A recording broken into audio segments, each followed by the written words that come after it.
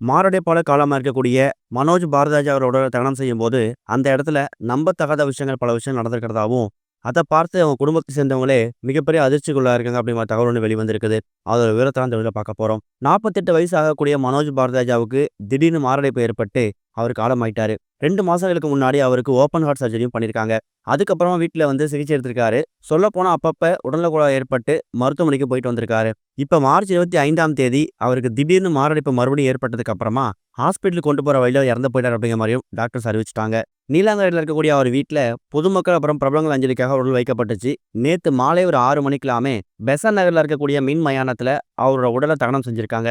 இப்படி அவரோட உடல தகனம் செய்யக்கூடிய அந்த நேரத்துல எக்கச்சக்கமான நம்பத்தகாத விஷயங்கள் நடந்திருக்கிறதாவும், அத பார்த்து அவங்க குடும்பத்த சேர்ந்தவங்களே மிகப்பெரிய அதிர்ச்சிக்குள்ள இருக்காங்களாம். அதுல முதல் விஷயம் என்ன அப்படின்னு கேட்டீங்கன்னா, மனோஜ் பாரதிராஜா அவரோட உடல நீலாங்கரை வீட்லருந்து பெசன்ட் நகருக்கு எடுத்துட்டு போகும்போது, வழி நெடுக்க இருக்கக்கூடிய எல்லா மரங்கள்லயும் எக்கச்சக்கமான காகங்கள் வந்து அமர்ந்து சத்தமிட்டுருக்குதாம். அத விட முக்கியமானது மின் மயானத்துக்கு அவர் உடல் போனதுக்கு அப்புறமா, அந்த மின் மயானத்த சுத்தி கழுகும் வட்டம் போட்டிருக்குதாம்.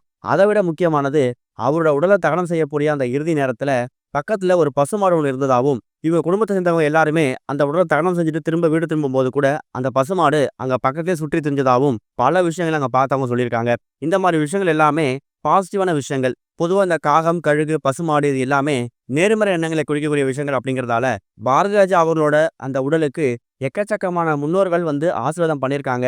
அதுல குறிப்பா மனோஜ் பாரதிராஜாவோட இழப்ப மனிதர்கள் மட்டும் இல்லாம, அவங்களோட முன்னோர்களையும் தாங்கிக்க முடியல அப்படிங்கிற மாரி குறிக்கிறதாவும், அவங்க குடும்ப சேர்ந்தவங்க மத்தியில ஒரு பேச்சு அடிபட்டிருக்குது. அதுக்கப்புறமா அவர் உடல தகனம் செஞ்சுட்டு, குடும்பத்துல இருந்தவங்க வீட்டுக்கு வந்திருக்காங்க. இந்த ஒரு சம்பவம் ஒட்டுமொத்த திரையுலக சேர்ந்தவங்க மத்தியிலயும் ரொம்ப பரபரப்பா பேசப்பட்டு வந்துட்டு இருக்கு. இது ஒரு பக்கம் இருக்க, பாரதிராஜா அவரோட பையன் இப்ப இறந்து போனதுக்கு அப்புறமா, அவரு பேசின பல வீடியோஸ் இப்ப சோசியல் மீடியா ஃபுல்லா ட்ரெண்ட் ஆயிட்டு இருக்கு. அதுல குறிப்பா அவரு ஆரம்பத்துல சினிமா காலகட்டத்துல வந்ததுலேருந்து இப்போ வரைக்கும் என்னென்ன அப்ஸ் அண்ட் டவுன்ஸ சந்திச்சிருக்காரு, அவரோட தோல்விக்கு என்ன காரணம் அப்படிங்கிற மாரி சொல்லியிருக்காராம். இத பத்தி ஒரு பேட்டியில பேசும்போது, தமிழ் சினிமா வரலாற்றிலேயே எந்த ஹீரோவுக்கும் கிடைக்காத ஒரு ஓப்பனிங் எனக்கு கிடைச்சது. அதுலயும் குறிப்பா அந்த திருப்பாச்சி அறுவாளை சாங் வேற எந்த ஹீரோவுக்கும் கிடைச்சிருக்குமான்னு தெரியல. அப்படிப்பட்ட ஒரு ஓப்பனிங் சாங், மாசான சாங் எனக்கு கிடைச்சது. சினிமாவுக்கு வந்த புதுசுல மத்த நடிகர்கள் மாரி நானும் கொஞ்சம் ஆர்வக்கோளர் ஆயிட்டேன். கிடைக்கக்கூடிய, சொல்லக்கூடிய எல்லா கதையிலும் நடிச்சுட்டேன். மைண்ட ஃபோக்கஸ் பண்ணல. இது நமக்கு செட் ஆகுமா? இந்த கதையில நடிச்சா நமக்கு வந்து ஒரு பெரிய திருப்பம் ஏற்படுமான்னு நெனச்சு கூட பார்க்கல. சினிமா வாய்ப்பு வருது அப்படிங்கிறதுக்காக எல்லா படத்துலயும் கம்மியா நடிக்க ஆரம்பிச்சுட்டேன். ஒரு கட்டத்துல என்ன பார்க்கும்போது மக்களுக்கு சலிப்பு ஏற்பட்டுருச்சோ என்னவோ! அதனால தான் என்ன கொண்டாட மறந்துட்டாங்க.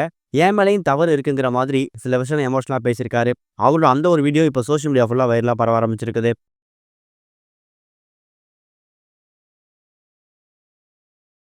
இதுவரைக்கும் கனெக்டிங் டிவிக்கு சப்ஸ்கிரைப் பண்ணனா மறக்காம சப்ஸ்கிரைப் பண்ணிக்கங்க. உடனடி அப்டேட்ஸ் பெறுவதற்கு நோட்டிஃபிகேஷன் பெல்லையும் கிளிக் பண்ணிக்கங்க.